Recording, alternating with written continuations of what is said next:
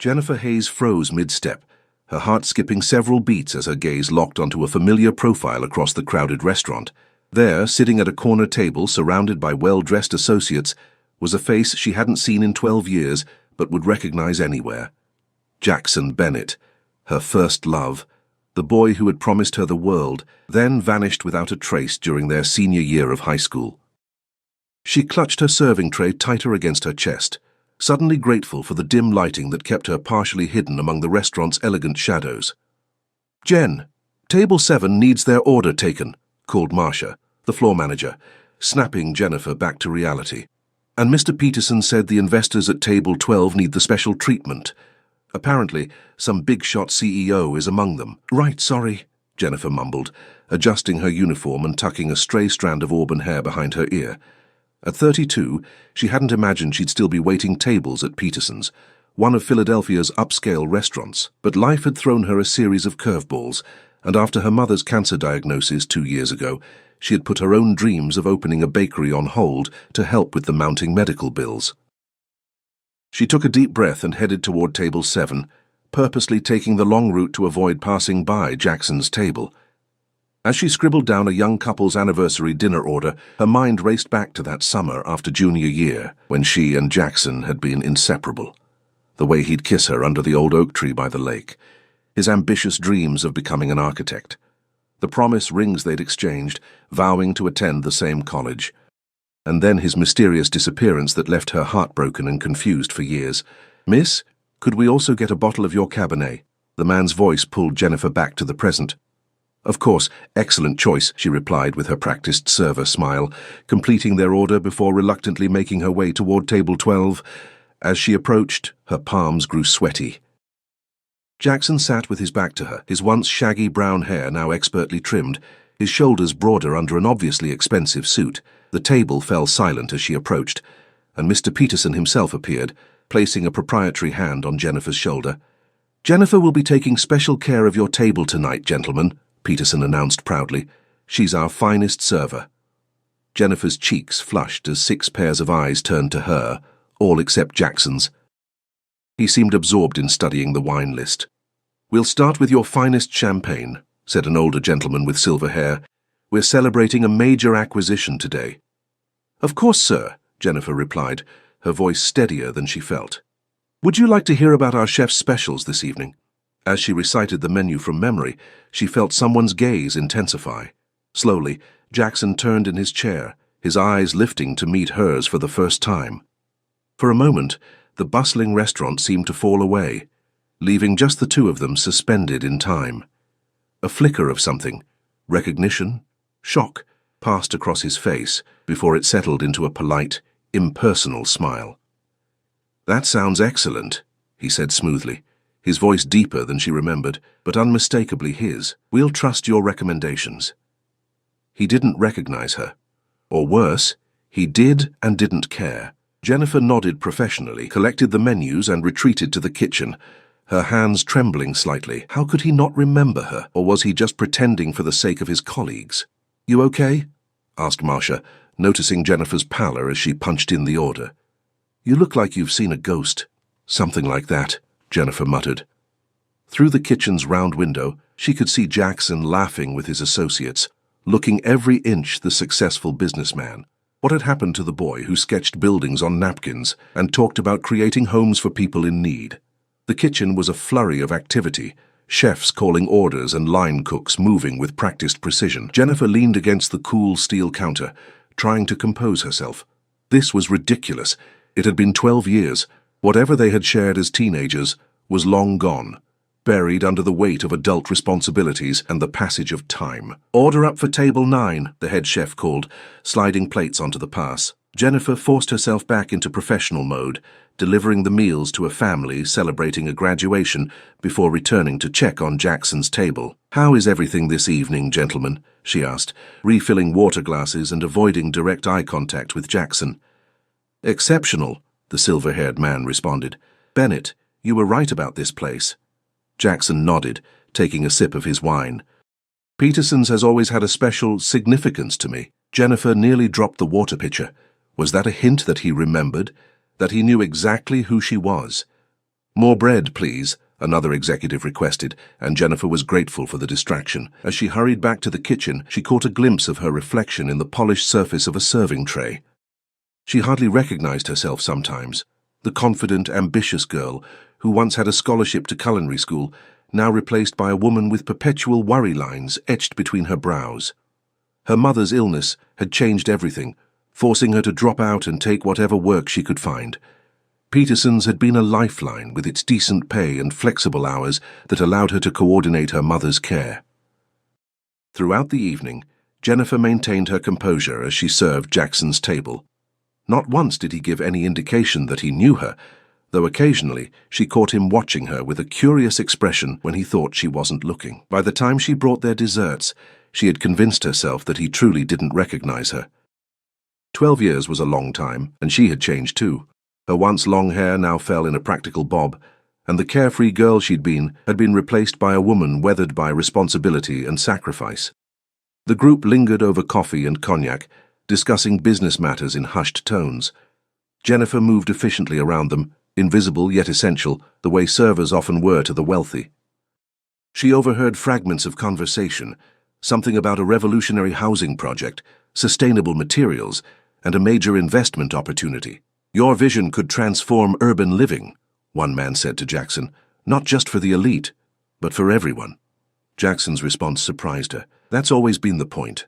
Architecture isn't just about designing beautiful buildings, it's about creating spaces where people can thrive, regardless of their means." It sounded like the Jackson she had known, the idealistic boy with big dreams about changing the world through design. Perhaps some part of him had remained true to that vision after all. As the night progressed, the restaurant gradually emptied. Mr. Peterson personally escorted some VIP guests to the door, while Marcia began the closing procedures. Jennifer's feet ached from the long shift, but Jackson's table showed no signs of leaving. Finally, as the clock neared midnight, the men gathered their things. The silver-haired man pulled out a company credit card and handed it to Jennifer. "Charge it all to Bennett Architectural Innovations," he said, "and add a generous gratuity for your excellent service." Jennifer's fingers trembled slightly as she processed the payment, the company name confirming what she had begun to suspect. Jackson had not only achieved his dream of becoming an architect, but had built an empire around it. As she returned with the receipt, the executives began filing out, thanking her as they passed. Jackson lingered, adjusting his tie and checking his phone. When they were momentarily alone, he looked up at her, his eyes intent. "You haven't changed as much as you think, Jennifer Hayes," he said quietly. Her breath caught. "So you do remember me. I recognized you the moment I walked in," he admitted, his voice low. "I just wasn't sure if you'd want to acknowledge our history." Before she could formulate a response, he reached into his suit jacket and pulled out a business card, placing it on the table. "I'm in Philadelphia for the next 2 weeks. We should talk." "About what, exactly?" Jennifer asked, finding her voice. "It's been 12 years, Jackson. You disappeared without a word." A shadow crossed his face. "I know, and I owe you an explanation. More than one, actually." He glanced at his watch. "But not here. Not now." "Tomorrow 2 p.m. at my office. The address is on the card." Jennifer didn't reach for it.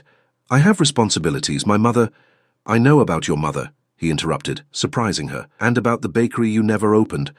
I know a lot more than you might think, Jen." The familiar use of her nickname sent an unexpected shiver through her.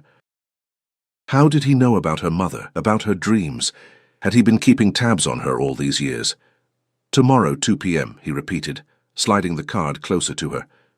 "What I have to tell you, it could change everything." With that cryptic statement, he turned and walked away, leaving her staring after him. After a moment's hesitation, she picked up the card, examining the embossed lettering. Jackson Bennett, CEO, Bennett Architectural Innovations. Turning it over, she found a handwritten note. Some promises take longer to keep than others. Her heart hammered against her ribs as she slipped the card into her pocket. What could he possibly mean? What promises was he referring to? And why now, after all this time? As Jennifer finished closing duties, her mind spun with questions and possibilities. Why had Jackson Bennett, now apparently a billionaire architect, returned to her life? And why did it matter so much that she was already mentally rearranging tomorrow's schedule to make that 2 p.m. meeting? Jennifer stared at her reflection in the bathroom mirror the next morning, dark circles betraying her sleepless night. Jackson Bennett's business card lay on the counter beside her, its embossed lettering catching the morning light. She had read the mysterious note on its back at least 20 times. Some promises take longer to keep than others. "You don't owe him anything," she told her reflection firmly, trying to convince herself. But curiosity tugged at her relentlessly. Why had he disappeared? Why was he back now? And how did he know about her mother's illness and her abandoned bakery dreams? The sound of coughing from down the hall pulled Jennifer from her thoughts. She hurried to her mother's bedroom, where Diane Hayes was struggling to sit up in bed. "Morning, sweetheart," Diane said weakly, attempting a smile. At 58, the once vibrant former schoolteacher now appeared frail and diminished, her body ravaged by aggressive cancer treatments that had slowed but not stopped the disease's progression. "How are you feeling today, Mom?" Jennifer asked, adjusting pillows and checking the medication schedule taped to the nightstand.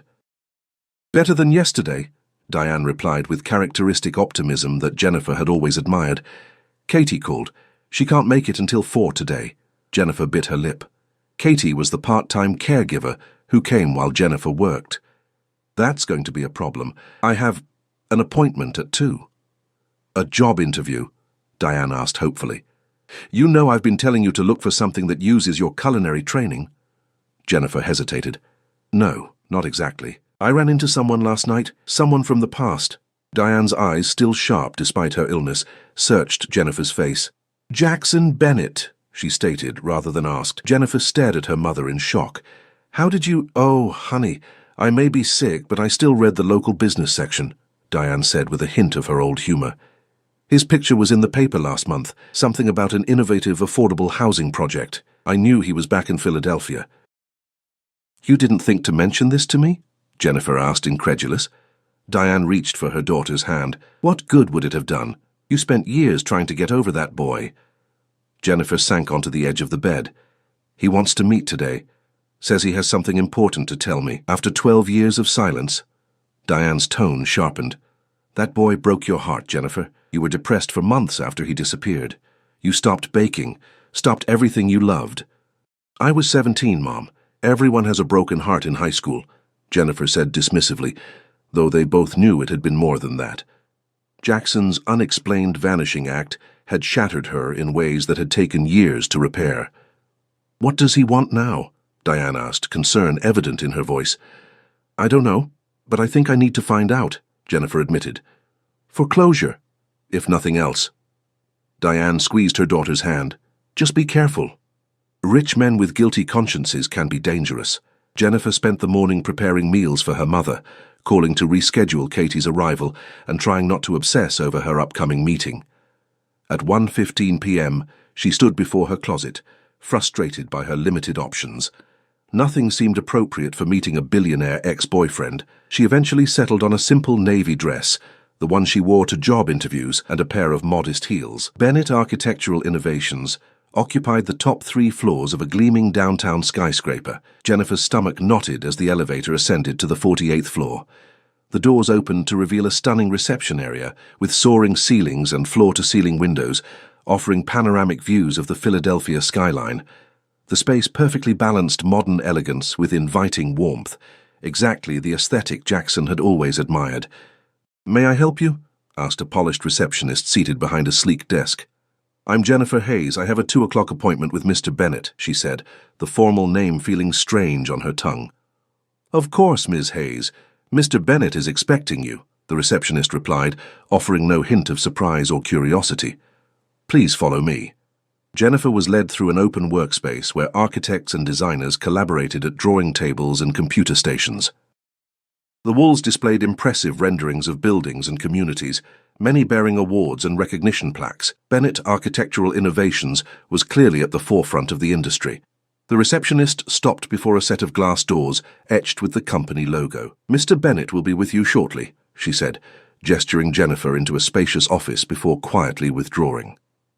Alone, Jennifer took in the space that screamed success and power. A massive desk fashioned from reclaimed wood dominated one side of the room, while a seating area with comfortable leather chairs occupied another. But what caught her attention were the framed sketches on the walls. hand-drawn designs on what looked like napkins and scraps of paper. She moved closer to examine one and gasped softly. In the corner, in familiar handwriting, was a date and 2 sets of initials, JB and JH. "You inspired that one," Jackson's voice came from behind her. Jennifer turned to find him standing in the doorway, more casually dressed than the previous night in dark jeans and a button-down shirt, looking less like a corporate titan and more like the boy she'd known. "You kept my napkin sketches?" she asked, trying to keep her voice steady. "I kept everything, Jen," he replied simply, closing the door and moving further into the room. "Please, sit down." They settled in the seating area, an awkward silence stretching between them. Up close, Jennifer could see the subtle changes time had wrought. Fine lines around his eyes, a small scar near his right eyebrow that hadn't been there before, a certain wariness behind his confident demeanor. "Thank you for coming," Jackson finally said. "I wasn't sure you would." "Curiosity can be a powerful motivator," Jennifer replied, "especially when someone who vanished from your life suddenly reappears and claims to have been keeping tabs on you." Jackson winced at her directness. "I deserve that, and much worse." "Why did you leave, Jackson?" The question that had haunted her for 12 years finally spilled out. "One day we were planning our future, and the next you were just gone. No goodbye, no explanation. Your parents would only say you'd transferred to a school out of state." Jackson stood and walked to the window, his back to her. "My father gave me an ultimatum," he said, after a long pause. "End things with you or be cut off completely. No college fund, no connections, nothing." Jennifer stared at his back in disbelief. "Because of me? But your parents always seemed to like me." "They did, but they had different plans for my future." He turned to face her, his expression grim. "The day before I disappeared, my father received an offer from his oldest friend, Harold Crawford. You remember him?" Jennifer nodded. The Crawfords were one of Philadelphia's wealthiest families, with generations of influence in real estate development. Their daughter, Heather, had been in their class, pretty, popular, and perpetually disinterested in academics. My father and Harold had arranged for Heather and me to date in college, with an understanding that it would eventually lead to marriage, merging the Bennett and Crawford fortunes and connections. His mouth twisted bitterly. "Her business arrangement disguised as fatherly concern. And you just agreed without even telling me?" Jennifer couldn't keep the hurt from her voice. "No," Jackson said firmly. "I refused. Told him I loved you, that we had plans. That's when he threatened to disown me completely, but I still wouldn't budge." He ran a hand through his hair, a gesture so familiar it made Jennifer's heart ache. "Then he threatened you." "Me?" Jennifer whispered. "Your culinary school scholarship. Your mother's teaching position. He made it very clear that if I didn't comply, he would ensure you lost everything."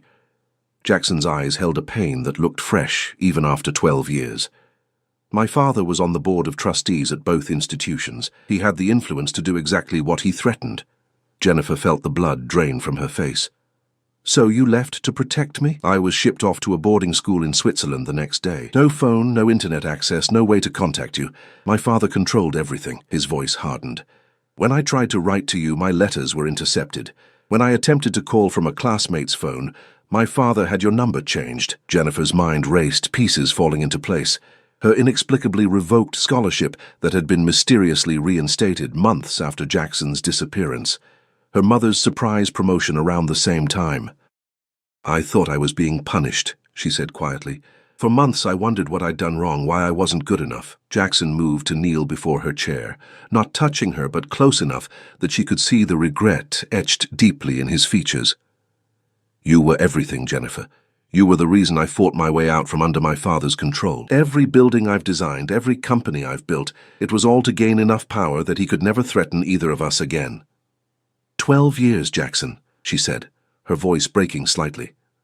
"You could have found a way to let me know once you were free of him. By the time I had established myself, 5 years had passed. I looked you up, saw you were engaged."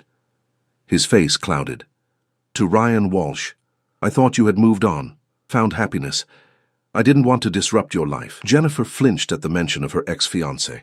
"Ryan and I broke up 3 years ago." "I know," Jackson admitted. "I've kept track of you, Jen. Not in a stalker way," he added quickly, seeing her expression. "But I needed to know you were okay. When I heard about your mother's diagnosis, about you giving up your bakery dreams to care for her, I wanted to help. But I didn't know how to re-enter your life without seeming like a billionaire swooping in to save the day, Jennifer suggested, a hint of bitterness in her voice. Something like that, he acknowledged, with a rueful smile. So why now? Jennifer asked. Why reach out after all this time? Jackson returned to his seat, leaning forward with an intensity that reminded her of the passionate boy she had known. 2 reasons. First, my father died last month. I am sorry, Jennifer said automatically, though from Jackson's expression she gathered their relationship had never healed. Don't be. His death freed me from the last of his influence. But more importantly, it led me to discover something. Jackson reached for a folder on the coffee table. Have you ever wondered why Peterson's restaurant never seems to struggle, even when other restaurants in the area close? Jennifer frowned, confused by the change of subject. Mr. Peterson is a good businessman. He treats his staff well, maintains high standards. True, but there's something else. Jackson handed her the folder. Peterson's has had a silent investor since 1993, someone who provided capital with minimal return expectations, who helped the restaurant weather economic downturns without ever taking credit. Jennifer opened the folder to find legal documents for Peterson's restaurant, with a name highlighted in yellow, Diane Hayes, her mother. That's impossible, Jennifer whispered. My mother was a teacher. She never had that kind of money. She didn't, Jackson agreed. The money came from my grandfather, my mother's father. He set it up in your mother's name before he died. My father kept it hidden from me until recently. It seems our families have been connected for longer than either of us knew. Jennifer struggled to process this revelation. But why would your grandfather invest in Peterson's, and why use my mother's name? Jackson took a deep breath. Because Peterson's was where my grandfather first met your grandmother, Rose, and where years later my mother first met your father. Jennifer stared at him, pieces of a puzzle she never knew existed slowly clicking into place. What are you saying, Jackson? Our parents were step-siblings, Jennifer. My mother and your father grew up together after my grandfather married your grandmother, Rose. They weren't related by blood, but they were family. Jackson's eyes held hers steadily. And my father hated the connection to your family, which he considered beneath us socially. That's why he was so determined to separate us, not just to secure a business alliance with the Crawfords, but to sever the last tie between the families. Jennifer felt dizzy with the implications. Does my mother know about this? I don't know, Jackson admitted, but there's more. When my father died, I discovered that your mother's name is on several other investments, all profitable, all managed by my father's firm, presumably as some twisted form of conscience, including, he paused, a trust specifically designated for a bakery business. Jennifer's heart pounded. A bakery? A considerable sum, Jen, legally yours to claim. Enough to open that bakery you always dreamed about, and to provide for your mother's care at the best medical facilities in the country. Jackson leaned forward. I came back to make things right, to give you what should have been yours all along. And, he hesitated, vulnerability flashing across his face, to see if there was any chance that we... A sharp knock interrupted him. The receptionist poked her head in. I'm sorry, Mr. Bennett, but your 3 o'clock is here. The investors from Singapore, Jackson nodded, clearly frustrated by the timing. Tell them I'll be with them shortly. After the receptionist withdrew, he turned back to Jennifer. I have to take this meeting. It's been scheduled for months. But we're not finished talking. Please, can we continue this conversation over dinner tonight? Jennifer clutched the folder containing revelations that threatened to overturn everything she had believed about her life. I need time, Jackson. To process all of this. To talk to my mother. Understanding crossed his face. Of course, take all the time you need. He scribbled something on a notepad and tore off the page. This is my personal number. Call me when you're ready to talk again. As Jennifer rose to leave, still reeling from everything she'd learned, Jackson gently touched her arm. Just know that whatever you decide about the money, about your mother's investments, it doesn't change what I came back to tell you. I never stopped loving you, Jennifer Hayes.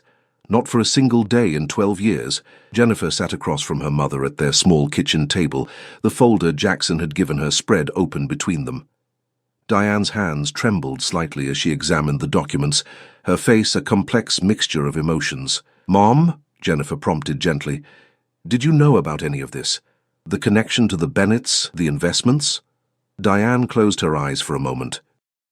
When she opened them, They held a resignation that told Jennifer the truth before she even spoke. "I knew some of it," Diane admitted quietly. "Not about Peterson's or these other investments. But yes, I knew that your father and Jackson's mother grew up together as step-siblings." "Why didn't you ever tell me?" Jennifer asked, trying to keep accusation from her voice. "Even when Jackson and I were dating in high school?" Diane reached for her tea, buying time. "Your father made me promise never to speak of it. The falling out between him and the Bennetts happened long before you were born. When you came home talking about a boy named Jackson Bennett, I almost told you then, but—" She trailed off. "But what?" "You were so happy, sweetheart, and I thought perhaps it was a sign that the past could be healed." Diane's eyes filled with tears. "Then Jackson disappeared, and you were so heartbroken. I suspected Gerald Bennett had something to do with it, but I had no proof." Jennifer leaned back in her chair, absorbing this revelation. "So you knew Jackson's father was capable of separating us, and you still didn't tell me the truth." "I was trying to protect you," Diane said, reaching for Jennifer's hand. "Gerald Bennett was a powerful, vindictive man. Your father stood up to him once, and it cost him everything. I couldn't bear to see you hurt any worse than you already were." Jennifer withdrew her hand. "So instead you let me spend 12 years blaming myself, thinking I wasn't enough to make Jackson stay." "I'm sorry, Jennifer. Perhaps I made the wrong choice." Diane looked down at the documents again. "But these investments, I had no idea Rose had arranged anything like this through Michael Bennett." "Rose was your mother-in-law, right? Dad's stepmom," Jennifer clarified, trying to untangle the complicated family connections. Diane nodded. "Rose loved your father like her own son. When Gerald tried to cut all ties with your dad after he married me, a teacher with no social standing, Rose must have set these investments up as a way to ensure we'd be taken care of." Jennifer processed this information, a new question forming. But if Rose was on our side, and Jackson's grandfather was too, why did Jackson's father hate our family so much? Diane sighed heavily, looking suddenly older. "Because your father chose me over the life Gerald had planned for him. The Bennetts and the Crawfords have been business allies for generations.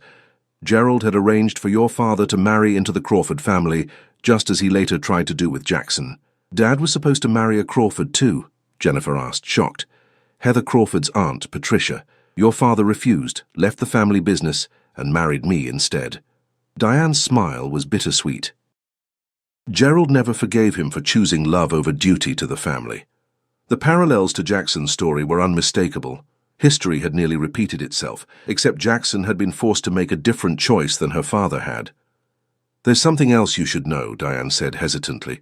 "The reason I never pushed you to pursue Jackson after he left. Your father made a similar choice to what Jackson apparently did." "What do you mean?" "Before we married, your father initially broke things off with me, said it could never work between us." Diane's eyes grew distant with memory. 6 months later, he returned, told me he'd been a fool, that nothing mattered more than being with me. It was only years later that I discovered he'd been threatened by Gerald, that he'd stepped away to protect my teaching career." Jennifer felt her throat tighten. "Like father, like son." "Perhaps," Diane agreed softly. "But there's a crucial difference. Your father came back after 6 months. Jackson waited 12 years. That's a long time to harbor feelings, Jennifer. People change.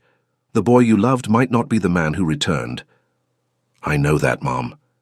Jennifer stood and began pacing the small kitchen. "But what about all this money? The trust for a bakery, your medical care?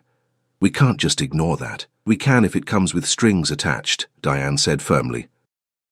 "I won't have you trading your heart for financial security. And if it doesn't? If Jackson truly just wants to right a wrong?"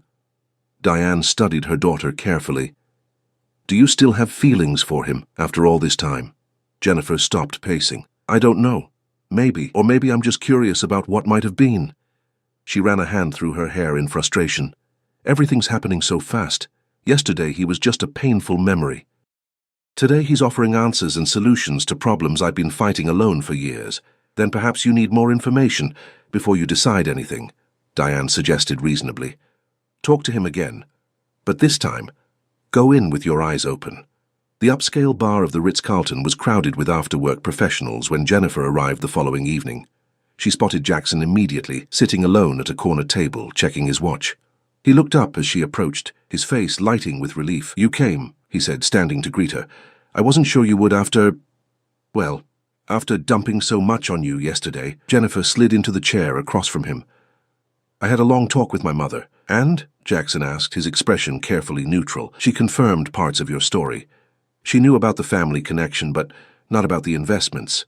Jennifer met his gaze directly. She also told me something interesting about my father making the same choice you did, choosing to leave to protect someone they loved. Jackson nodded slowly. Your father was braver than I was. He found his way back to your mother much sooner. Why did it take you so long, Jackson? Jennifer asked the question that had been burning in her since yesterday. Once you were financially independent, free of your father's control, why wait? Jackson signaled a server and ordered drinks before responding. The simple answer? Fear. He looked at her with raw honesty. By the time I had established my first successful architecture firm at 25, you were engaged to Ryan. You seemed happy, settled. I told myself I had no right to disrupt the life you'd built. And the complicated answer? I needed to be certain I could protect you from my father. It wasn't enough to be successful. I needed to be more powerful than he was, to ensure he could never threaten you again. Jackson's eyes hardened. That took time. Building a financial empire that could withstand anything he might throw at it, constructing a network of allies that could neutralize his influence. The server returned with their drinks, and Jennifer took a grateful sip of her wine. So all of this, she gestured vaguely. The company, the billions, it was all about getting back at your father? About proving something to him? Not proving. Protecting, Jackson corrected. Everything I've built has been with one purpose, to create a fortress so strong that no one, not my father, not the Crawfords, not anyone, could ever come between us again. Jennifer struggled for words. That's either the most romantic or the most disturbing thing I've ever heard. A hint of a smile crossed Jackson's face. Maybe it's both. I won't pretend I made all the right choices, Jen, but every decision, every sacrifice led me back to you. Before Jennifer could respond, a commotion at the bar drew their attention. A group of well-dressed men had entered, laughing loudly. One of them spotted Jackson and waved enthusiastically before heading their way. Bennett, I thought that was you, the man exclaimed, clapping Jackson on the shoulder. Heard about the Crawford deal. Bold move, my friend, very bold. Jackson's expression remained pleasant, but Jennifer noticed a sudden tension in his posture. Thanks, Richard. Jennifer, this is Richard Townsend, one of our investors. Richard, Jennifer Hayes, an old friend. Richard's eyes flickered over Jennifer with casual assessment. Pleasure. Don't let me interrupt your catching up. He winked unsubtly at Jackson. But the team's celebrating the Crawford acquisition tonight if you want to join us later. I'll pass, thanks, Jackson replied smoothly. Give everyone my regards. After Richard rejoined his group, Jennifer raised an eyebrow. Crawford acquisition? As in Heather Crawford's family? Jackson shifted uncomfortably. It's not what it sounds like. Then what is it? Jennifer pressed. I've been buying up Crawford Holdings for the past 5 years, Jackson admitted. Systematically. Quietly. Last week I completed the acquisition of their flagship development company. Jennifer stared at him. You destroyed the company of the family your father wanted you to marry into. Not destroyed. Transformed, Jackson corrected. The Crawford business model was outdated, focused on luxury developments that displaced existing communities. I've redirected their resources toward affordable housing and mixed-income neighborhoods. Still sounds like revenge to me, Jennifer observed. Business strategy, Jackson countered, though a flash of something in his eyes suggested she wasn't entirely wrong. The acquisition puts Bennett Architectural Innovations in a position to reshape urban development across the Northeast, including, he leaned forward, creating spaces for small businesses priced out of gentrifying neighborhoods. Businesses like bakeries. Jennifer felt her pulse quicken. You're manipulating me. I'm offering you an opportunity, Jackson replied. The money in that trust is yours regardless of what you decide about me. Your mother's investments are legally hers, with no strings attached. But yes, I'd be lying if I said I didn't hope that knowing what I've built, what we could build together, might influence your feelings. Jennifer took another sip of wine, studying him over the rim of her glass.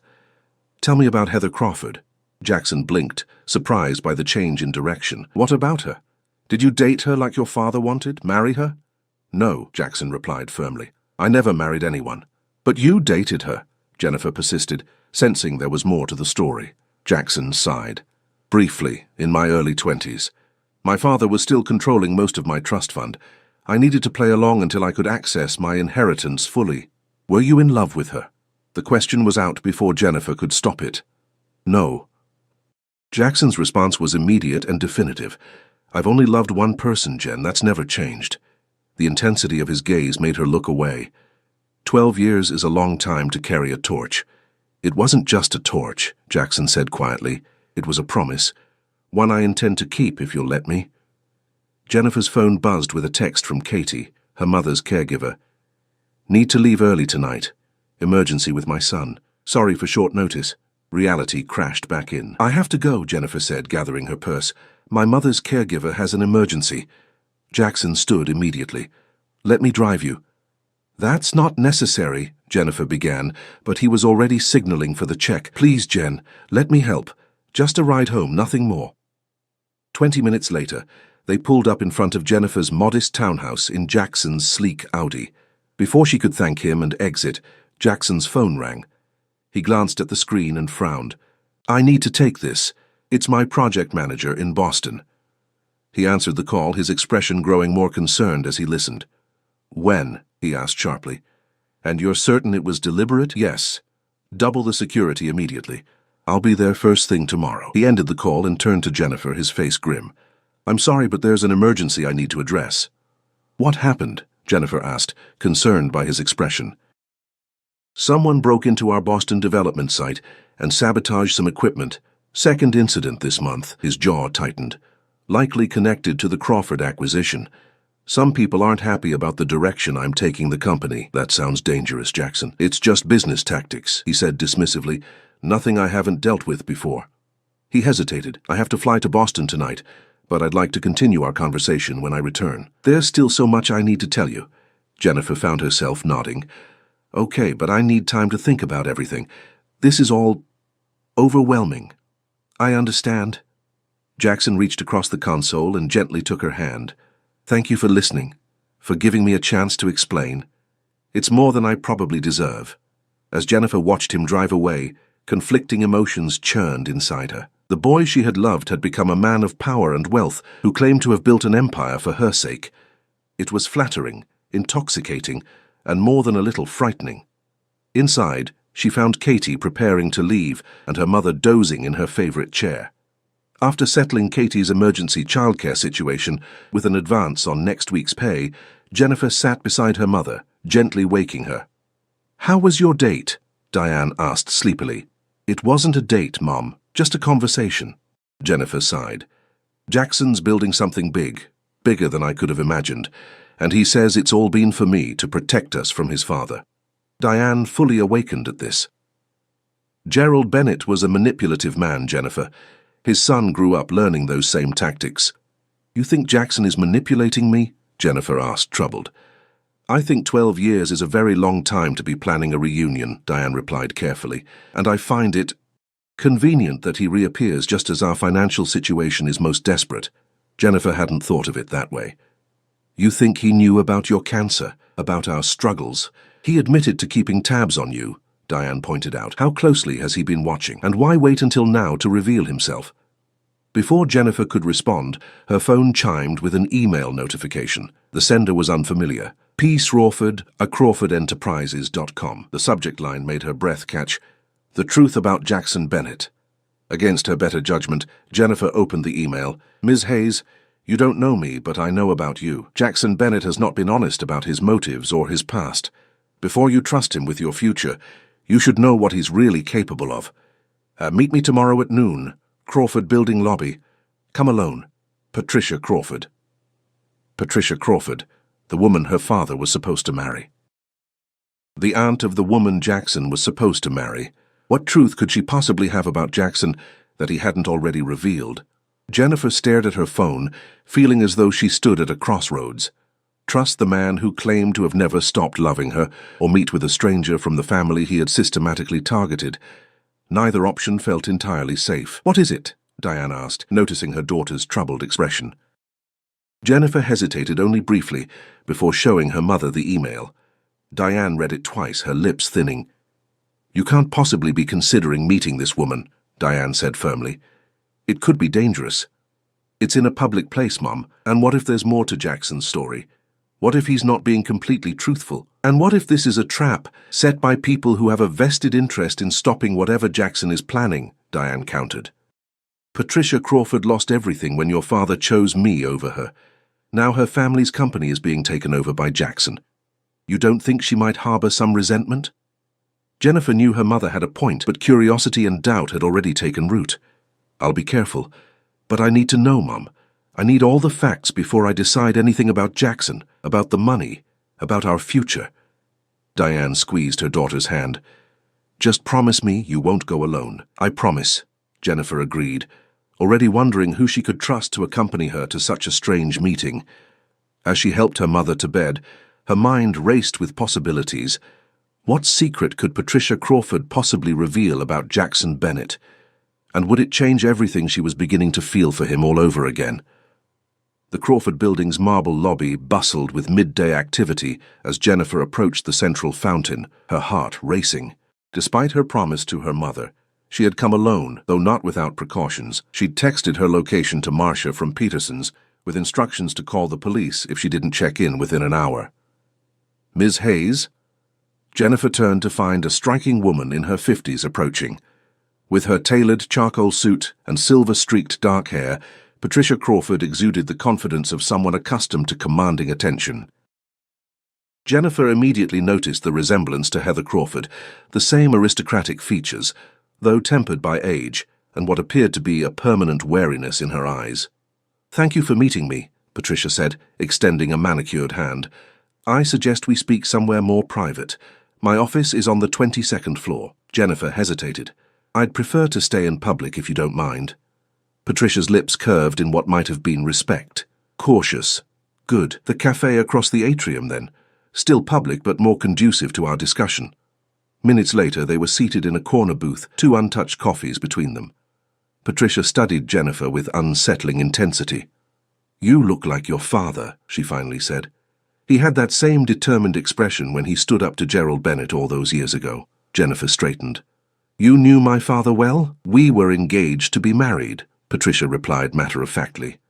"Until he met your mother and discovered what actual love felt like." Her tone held no bitterness, only a strange resignation. "I didn't begrudge him his happiness. I envied it. Is that why you wanted to meet? To talk about my parents?" Jennifer asked, confused. "No." Patricia reached into her briefcase and withdrew a manila folder. "I'm here because history is repeating itself, and you deserve to know exactly what you're walking into with Jackson Bennett." She slid the folder across the table. Inside, Jennifer found newspaper clippings, photographs, and legal documents spanning the past decade. Headlines jumped out at her. Bennett Innovations acquires struggling Harper Designs. Crawford Development loses key Boston contract to Bennett. Harper suicide shocks architectural community. "What is this?" Jennifer asked, a sense of dread building as she examined the materials. "Jackson's path to power," Patricia replied coldly. "Not the romantic revenge quest he's likely painted for you, but a systematic destruction of anyone who stood in his way, including Thomas Harper, a brilliant young architect who made the mistake of dating Heather after she and Jackson broke up."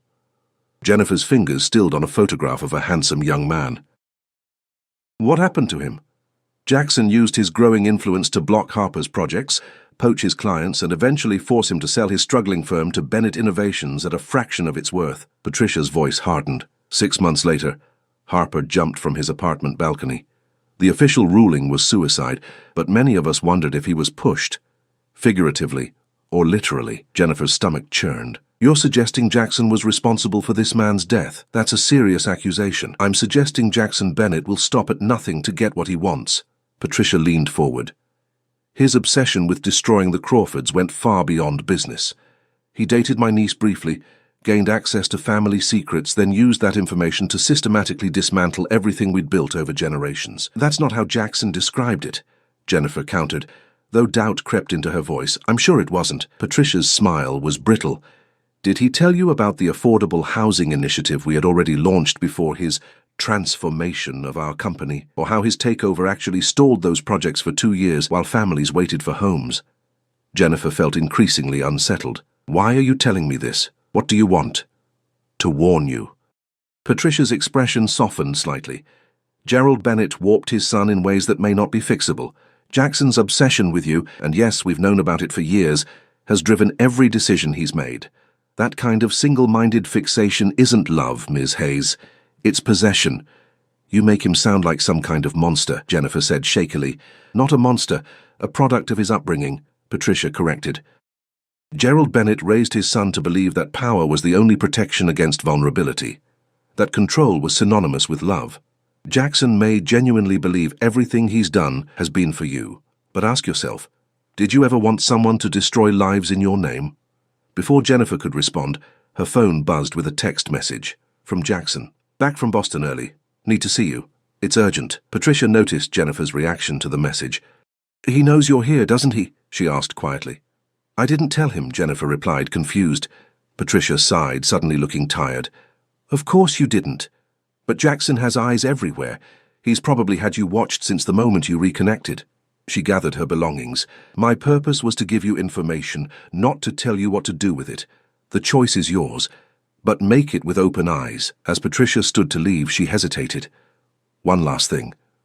The Crawford family wasn't always what it became under my brother's leadership.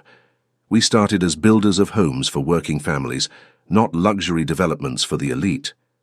If Jackson truly intends to return the company to those roots, perhaps some good can come from all this destruction. She placed a business card on the table. If you ever need anything, advice, help, a friendly ear, I'm available. Jennifer remained at the cafe long after Patricia departed, examining the documents and struggling with conflicting emotions.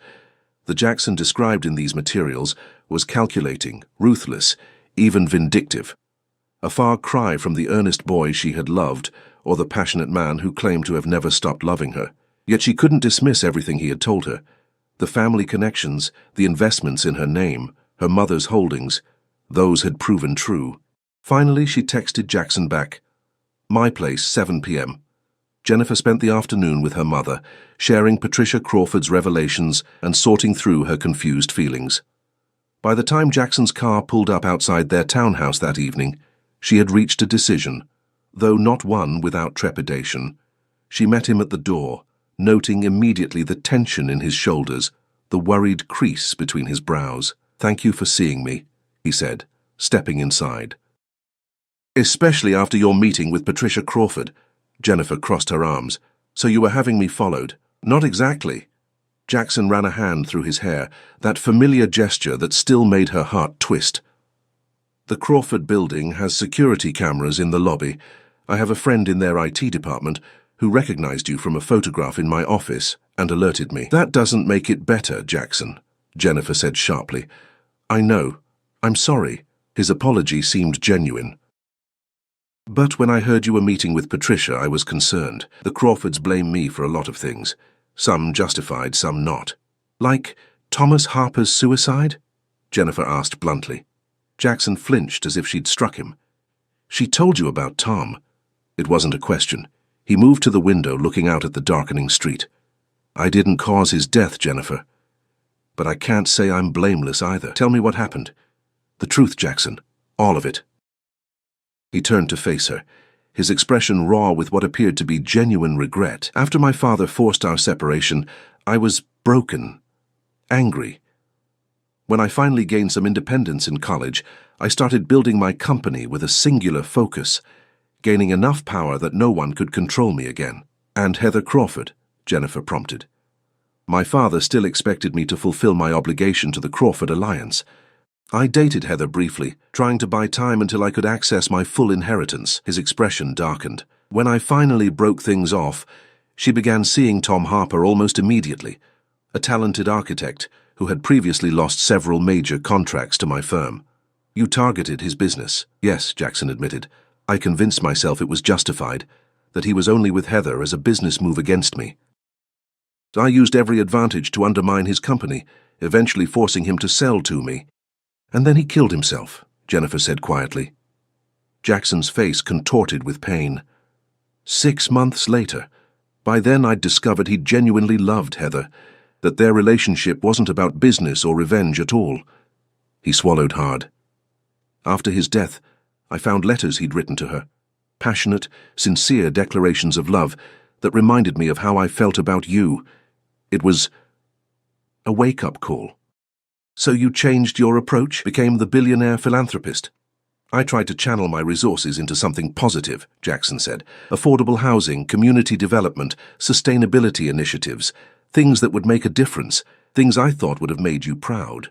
While still systematically destroying the Crawford family business, Jennifer pointed out. Yes, Jackson acknowledged, without attempting to justify it. My father's death should have ended that vendetta. Instead, I accelerated it, finalizing the acquisition because I finally felt free to come back to you, and I wanted to close that chapter completely. Jennifer studied him, the man who had built an empire, destroyed lives, and reshaped an industry, all while claiming to love her. Did you ever consider that I might not want any of this? That the boy I loved at 17 wanted to create, not destroy? Every day, Jackson said softly. But I couldn't find my way back to that boy, not without you. He took a hesitant step toward her.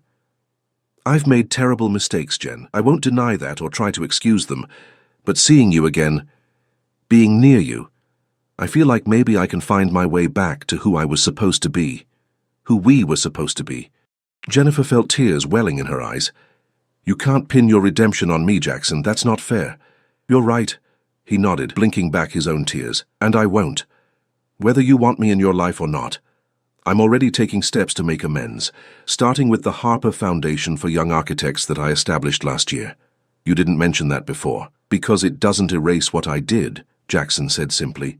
Nothing can bring Tom back or undo the pain I caused. But I can try to honor his talent by supporting others like him. A soft voice from the doorway interrupted them. Jennifer, is everything all right?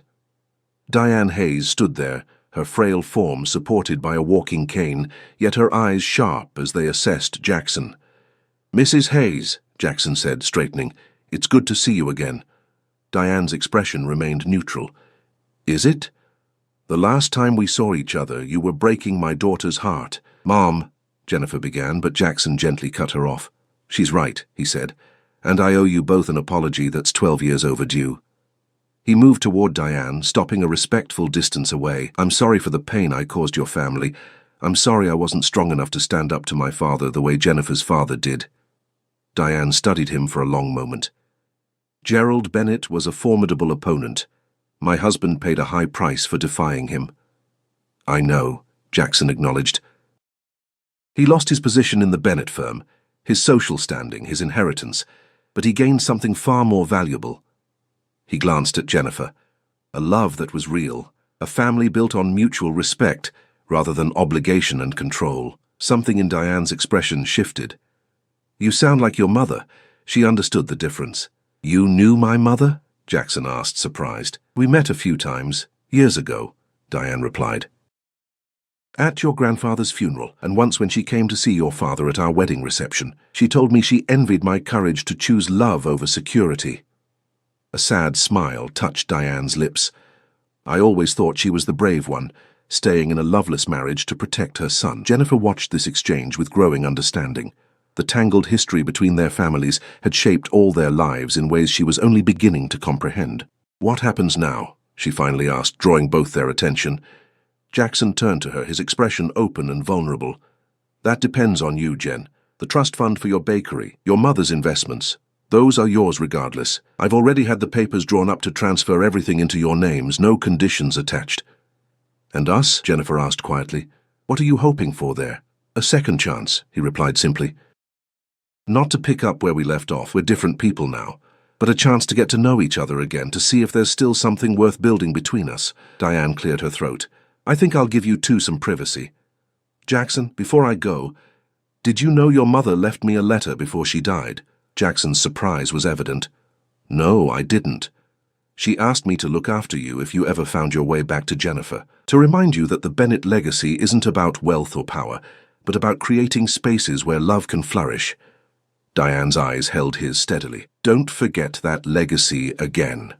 With that, she turned and slowly made her way back to her bedroom, leaving Jennifer and Jackson alone once more. I don't know if I can trust you, Jennifer admitted after a moment of silence. The boy I loved and the man you've become seem worlds apart. I understand, Jackson said. Trust has to be earned. I'd like the chance to earn yours again, one day at a time. And if I say no, if I take the money for my mother's care and my bakery, but ask you to leave us alone, pain flashed across his face. but he nodded. Then I'll respect your decision. The funds are yours either way. I won't use money to manipulate you the way my father used it to control me. Jennifer took a deep breath, making her decision. I need time, Jackson. Not years, but time. To process everything, to get my mother's treatment on track, to think about what I really want. Of course, he agreed immediately. Take all the time you need. But, Jennifer continued, feeling her way carefully through her conflicted emotions, I'm not saying no to that second chance, just not yet. Hope brightened his eyes. I can work with not yet. In the meantime, Jennifer said, I'd like to see the plans for this Harper Foundation and the affordable housing projects. I want to understand the man you've become. All of him, not just the parts you think will please me. Jackson's smile was tentative but genuine. I'd like that. And perhaps you could tell me about your bakery ideas. The dream you had to put on hold. I'd like that too. Jennifer found herself smiling back. 6 months later, Jennifer adjusted the grand opening banner hanging above the door of Sweet Foundation's bakery, the morning sunlight catching on the simple engagement ring on her left hand. The modest storefront on the ground floor of a Bennett Innovations mixed-income housing development had been transformed into a warm, inviting space filled with the aroma of fresh bread and pastries. Behind her, Diane supervised the arrangement of tables and chairs. Her health markedly improved after specialized treatment at the country's leading cancer center. The experimental therapy, funded by her long-hidden investments, had halted the disease's progression and restored much of her energy. Nervous? Asked a familiar voice as Jackson approached, carrying a bouquet of wildflowers, just like the ones he'd picked for her on their first date at 17. Terrified, Jennifer admitted with a laugh. But the good kind of terrified. The residents are already lining up, he noted, nodding toward the small crowd gathering on the sidewalk. Word has spread about your test batches. Jennifer leaned into him briefly, drawing strength from his solid presence. The past 6 months had been a journey of rediscovery for both of them. She had watched Jackson work to make amends for his past actions, redirecting his considerable resources and influence toward genuine community building. And he had supported her unconditionally as she developed her bakery concept, offering advice when asked but never attempting to control the process. Their relationship had evolved slowly, deliberately, built on honesty and shared purpose rather than the desperate intensity of their teenage love or the obsessive fixation of Jackson's intervening years. The engagement was recent, and the wedding still a year away, but Jennifer no longer doubted the foundation they were creating together. Did you see today's business section? Jackson asked, handing her the newspaper he carried tucked under his arm. Jennifer scanned the headline, Crawford Bennett Initiative Launches Housing Fund. The accompanying photograph showed Jackson shaking hands with Patricia Crawford, both looking cautiously optimistic. I still can't believe she agreed to work with you, Jennifer marveled. Turns out we share more common ground than either of us realized, Jackson replied.